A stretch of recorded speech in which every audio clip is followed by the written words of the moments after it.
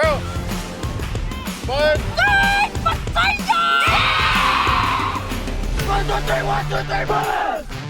Oh, yeah, that's their mahi, boy. That's their mahi. Kia ora whānau, welcome to Around the Grounds, a podcast from New Zealand Rugby, bringing you close to our national game. There is so much discussion and information around player safety in rugby today, but what can be challenging is understanding all the various terms and acronyms, as well as how that information applies to your level of rugby and your role in the game, whether it be a player, a coach, an administrator, a parent, or someone who just loves the game and wants to better understand. So on Around the Grounds, we're doing a 4-part series with some guests who can hopefully inform our rugby community on all things player safety in the game. On this pod, we talk to New Zealand Rugby's Chief Scientist on his role and the new brain health and concussion risk plan. Thank you for coming in, Ken, and having a chat with us, mate. Welcome. Thank you. It's good to be here. Look, mate, firstly, just tell us a little bit about who you are and your role. Like, what is New Zealand Rugby's Chief Scientist? What do you do? Well, at a high level, a Chief Scientist role is to provide independent evidence about issues of interest to an organisation. Yep. So we have chief scientists in government and in various bodies in the country. But so if there is a particular issue that needs evidence to be appraised or brought together and communicated to people so that decisions and risk management actions can be taken, that's what a chief scientist would typically do. And it can be across a whole range of different things. Mate, that's awesome. Give you an example maybe of where that applies. Like, is there something perhaps that we see in the rugby community? There might be a particular regulation or guideline that's been put in place that effectively it's been your role to work with the information in front of you and help put those guidelines in place. Is there something we see in the community game that helps explain that? Yeah. So people have probably seen changes to tackle laws and sanctions around particular types of tackles over the past maybe 5-10 years. Yeah.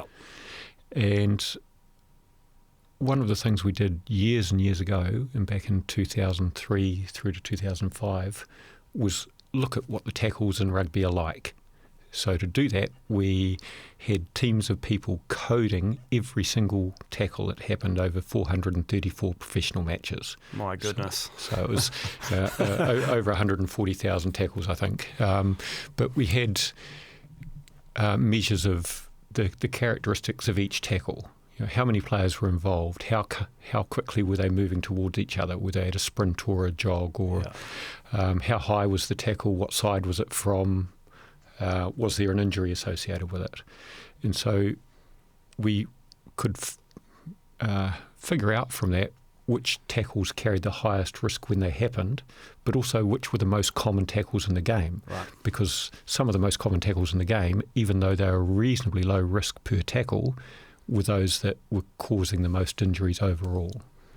Does that make sense? Oh, it totally does. And I can imagine you have probably literally thousands and thousands of tackles that were categorised into high, low, side, primary tackle, secondary tackle, that sort of stuff. And then even from that, could break it down into this tackle has 0.1 injury, this tackle, like that sort of stuff, which helps. Like, that's amazing because am I right in saying that you've been involved in this role in different shapes and forms for 20 plus years? Like, is that right? That's right.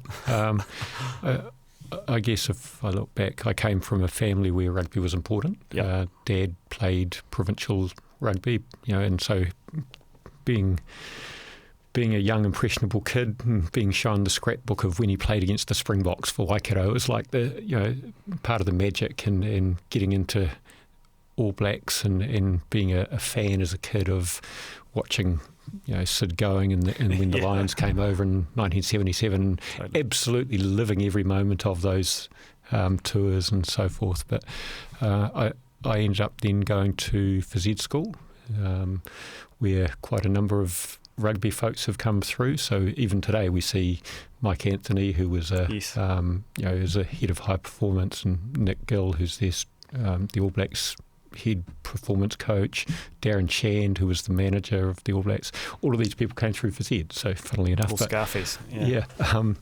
So after phys ed, I did a master's degree looking at rugby scrummaging and the biomechanics, and looking at how players could work together to most effectively produce force in the scrum. and how teams and players could make sure they were overcoming that sort of idea of social loafing where, because I think everyone else is pushing, maybe I don't need to go so hard here so I can get a flying start off. But yeah, so things like that. In 1993, which is now a very long time ago, I was lucky enough to be employed at the University of Otago's Injury Prevention Research Unit, and we did a study where we followed 356 players through an entire season of play. So we had them assessed at the beginning of the season in terms of all of their fitness characteristics, and they filled out detailed questionnaires about their rugby history and a whole lot of other factors, alcohol use and their moods and things that might be associated with injury. And then we followed them week on week on week. Everyone was rung up and asked how they got on and so that we could start to see what things were associated with higher risks of injury or lower risks of injury, whether those differed by position. And that information formed the basis or a big part of the basis of what later became Rugby Smart, which was ACC and New Zealand Rugby partnering to try and prevent injuries throughout the game, initially with a special focus on trying to prevent the serious spinal injuries, which were a real concern. So we were seeing 2 or 3 of these sort of injuries per year. And then after Rugby Smart was introduced in 2001 was the first year it ran, there has been a substantial and ongoing decrease in the number of those spinal injuries. So had they carried on at the same sort of level that they were at, there would be another team of people in chairs, in wheelchairs basically. So there'd be over 25 or 30 people who are not in wheelchairs who may otherwise have expected to be. And one of the big changes there was in the scrum. One of the first things we did was try and find out everything we could about spinal injuries. So we searched the world science and talked to people and spinal injuries as they relate to rugby, obviously. But from there, working with ACC, working with other academics, trying to understand how we could keep players as safe as possible, given that there are risks in the game. Totally. Okay, so players going into tackles with their heads down, so they can't see, which puts the neck at a risky position. Helping players understand the scrum so that they're going into scrums in the correct position and properly trained and conditioned to be able to do or cope with the demands of a scrum. So that's been a significant thing, and it's continued. And I know that some coaches have gone, why do I have to do Rugby Smart? Sort of like the same sort of thing. And yes, we get that. And ideally, you would be extending your knowledge year on year, so that content would change. But it is important. It's critical to keep our players and our family safe. Mate, totally. And we'll talk a little bit more about Rugby Smart because I'll get you to explain exactly what it is. But I think you're right, as I'm a community coach that does that year on year. And at times, there is a little bit of rinse or repeat in the information. But it's also quite handy around you get new coaches coming into your club. It's an opportunity to start a little relationship with them, share a little bit of information around, well, this is what it's being said by the facilitator up on the slide. This is how we practically do it on the grass. It creates that little bit as well. But tell us a little bit about, obviously Rugby Smart, hugely effective when it comes to spinal injuries. That's an amazing story you've just told there. But what is it and what is it today and how's it evolved?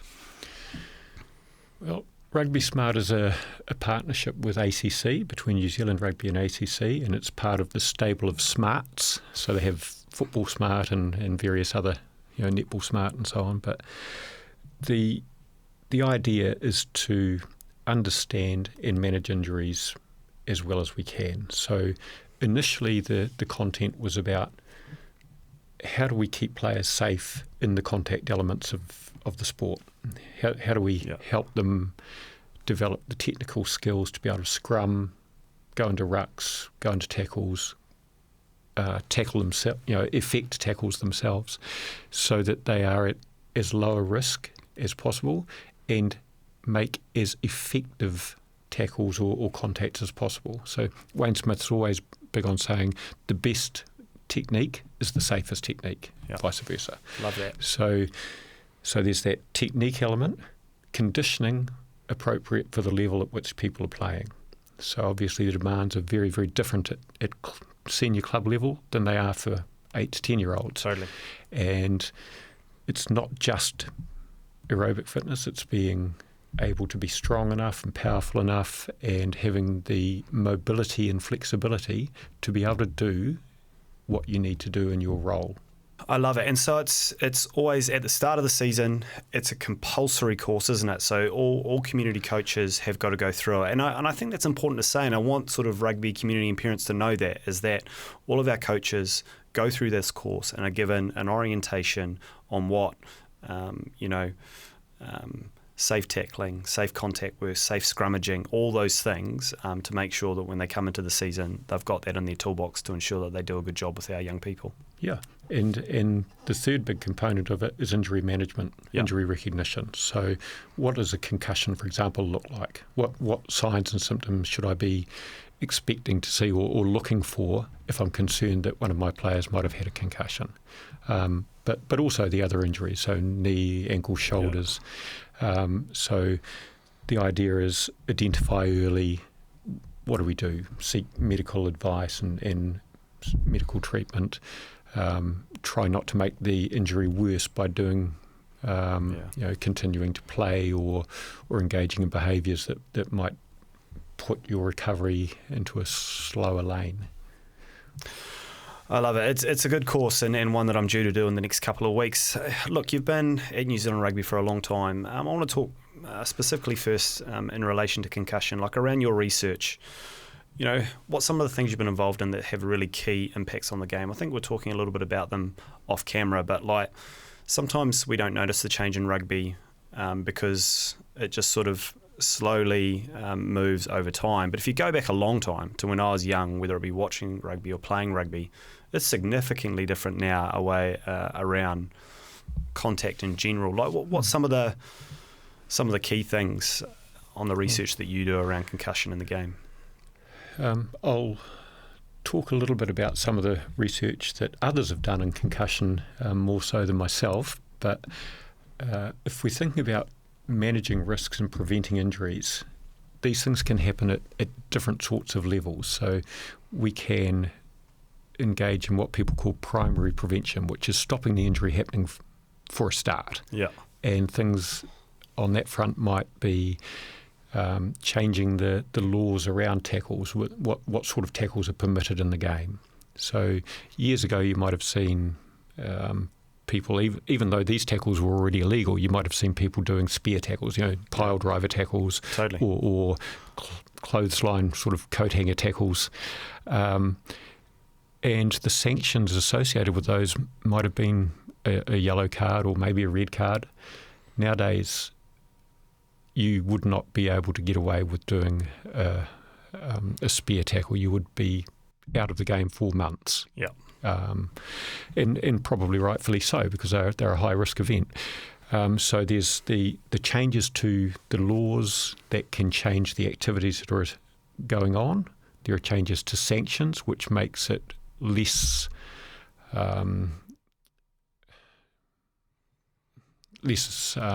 appealing, or if you're likely to be out for a long time, then you're less likely to engage in that behaviour.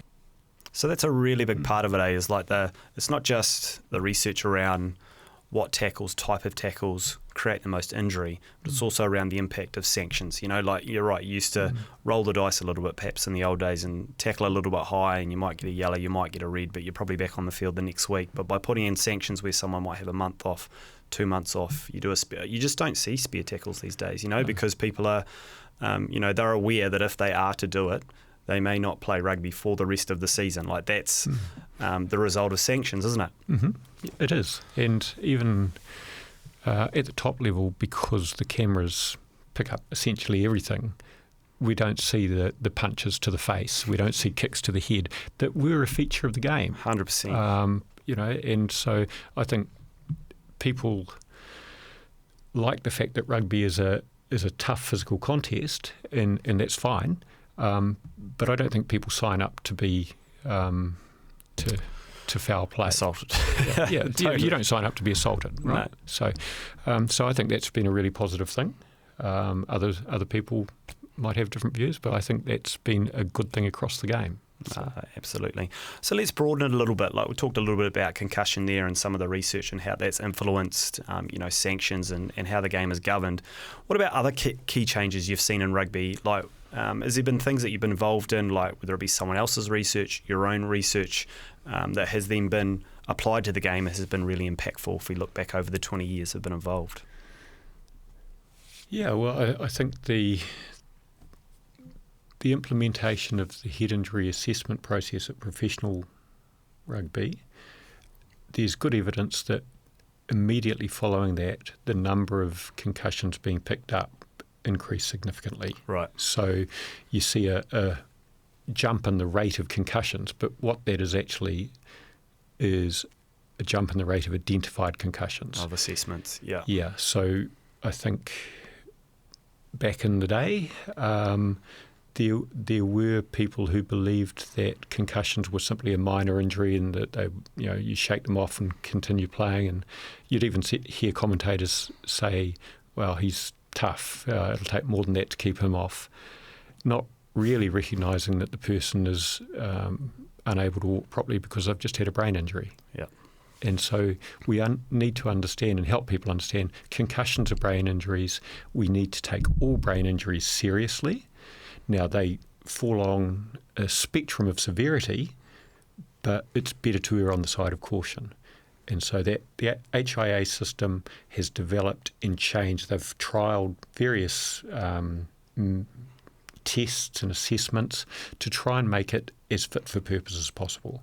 We want players, if they have had some sort of impact that might have led them to have a concussion, if they come off and assessed and there's reasonable suspicion that they stay off. Yeah. Okay. There are certain signs that are called criteria 1 signs that if you see require the player to come off and stay off. And these would be things like the fencing posture where a person brings their hands in. And, Right. Yeah. Goes T-Rex. Yeah.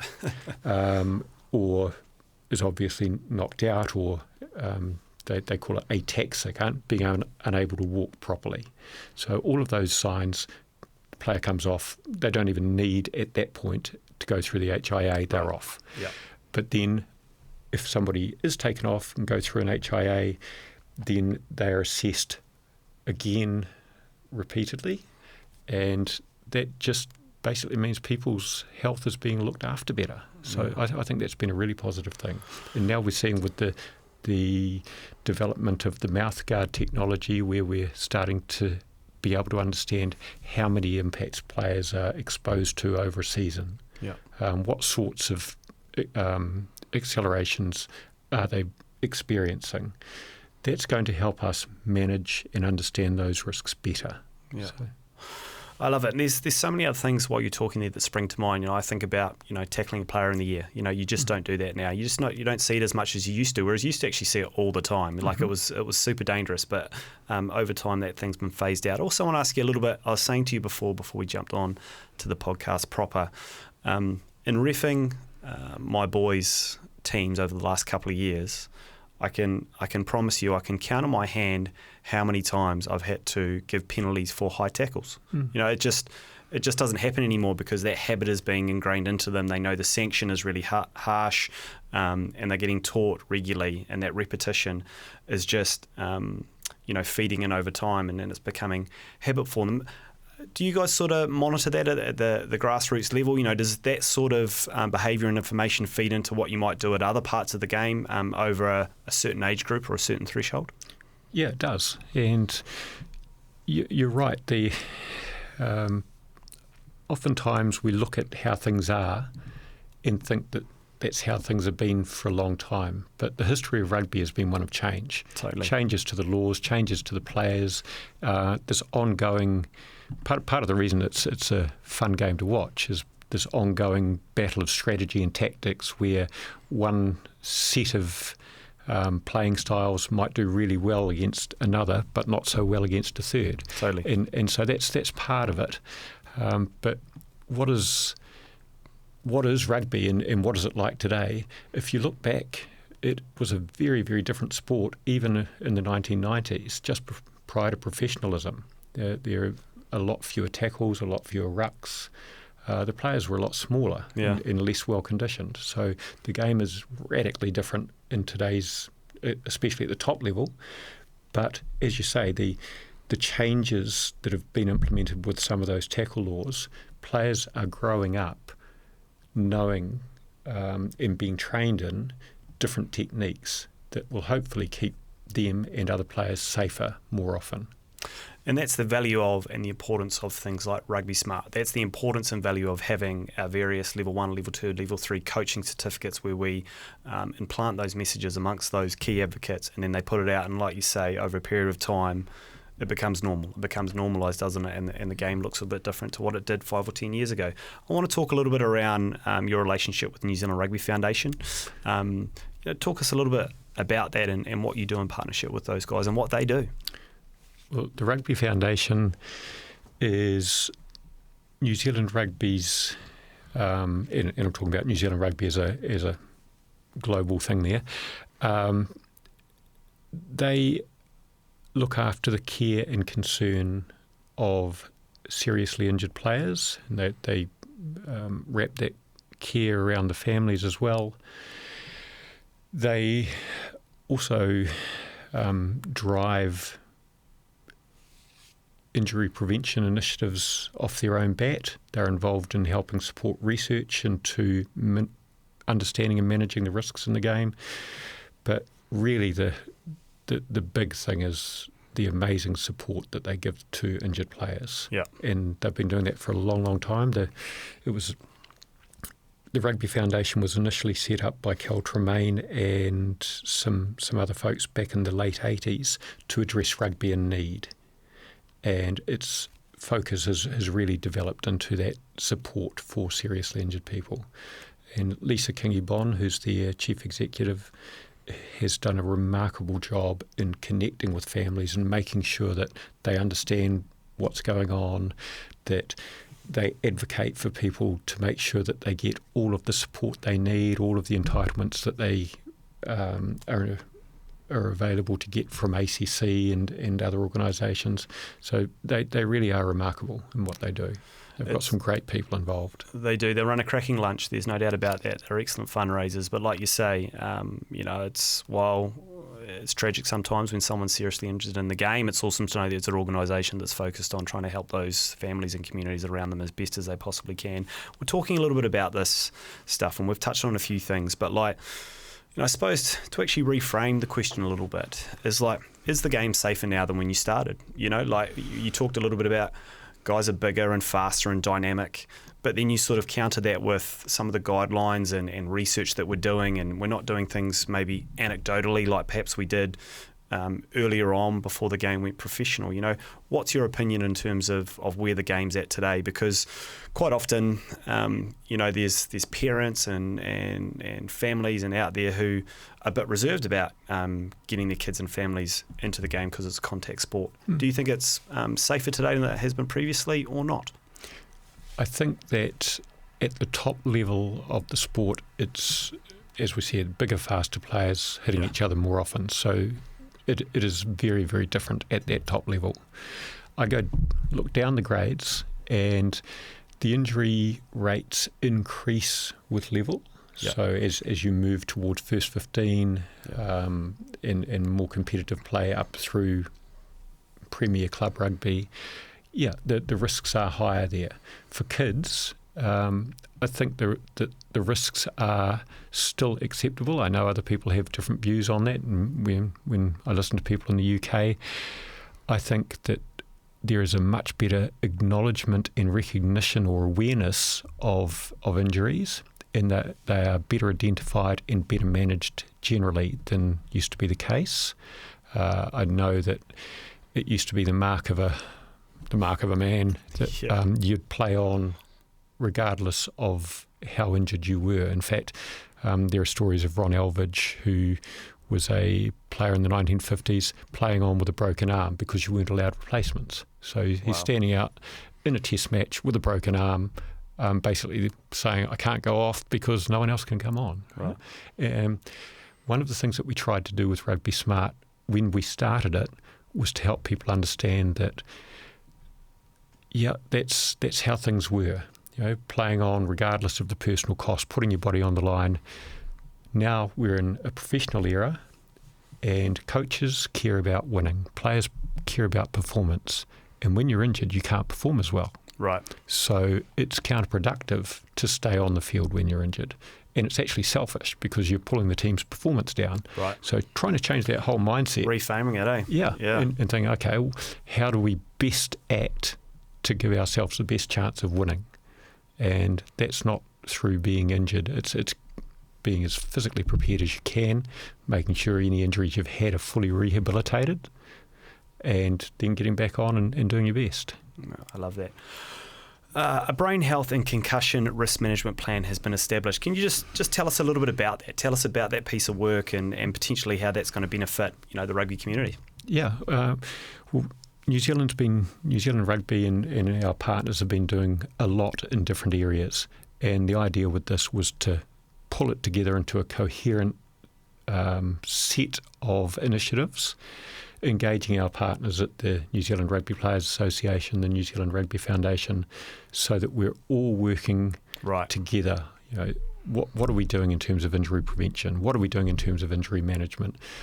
What's going on in the research world?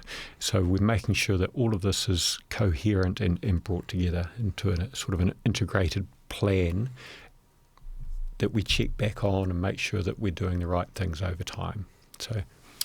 And is the benefit of that is that whatever we do, it doesn't matter what level of rugby you're at, what type of player you are, male, female, youth, senior, that the messages and the guidelines that are created are consistent, that we're doing the same stuff. Like, is that effectively the place where I don't think we're too bad as someone who's out and about, but that's what we want, isn't it?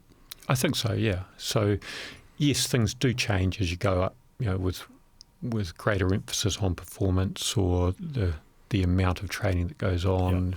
Yeah, so sure, things change by level. But the messages themselves, are still the same. Make sure that your players, if you're a coach or a parent, are developing the skills that they need to be as safe as possible in contact. Make sure that they're physically conditioned. Okay, look out for injuries and know how to manage them and direct them to the appropriate medical treatment or, some injuries are essentially just first aid or whatever processes you're going to have. But, doing those simple things well means that your team is more likely to be there at the end of the season when you really want them to be. Look, thank you so much. I think some of the things I'm taking out here too is one, just the huge amount of work that goes on behind the scenes to create our direction, our guidelines, the things that we put in place, the principles that we're driving through all our advocates, our coaches, etc. And also, actually, when we truly sit back and look at it, the game has changed, isn't it? And it changed for the better, and we're forever changing and trying to adapt to the landscape at the time, which was awesome. Look, thank you so much, mate. I know we're going to have another yarn as well as a part of this 4-part series. I think there's just so much stuff we should talk about. But thanks to everyone for listening to Around the Grounds, and a huge thank you to our rugby community, which make our national game so special. Thank you, Ken. Thank you very much.